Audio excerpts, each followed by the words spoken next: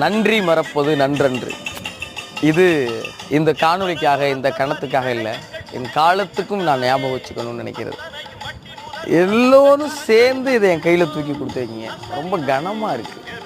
அவ்வளோ அன்பு உள்ள நண்பர்கள்லாம் வந்து சொன்னாங்க, வெளியில் உங்களுக்கு பெரிய ரெஸ்பான்ஸ் இருக்குது அப்படி இப்படி சொன்னாங்க. அப்போல்லாம் ஒன்றும் தெரியலை. ஆனால் வந்து பார்க்குறப்ப அவ்வளோ வியப்பாக இருக்குது. எனக்கா, நிஜமாலே எனக்கா இவ்வளோ அன்பு, எனக்கா என் உழைப்புக்கு இவ்வளவு அன்பு கிடைக்குமான்னு அவ்வளோ வியப்பாக இருக்குது. மலைச்சு போய் நிற்கிறேன், பேசவே முடியலை. எப்படி நன்றி சொல்லலாம்னு யோசிச்சு பார்த்தா தெரியலை.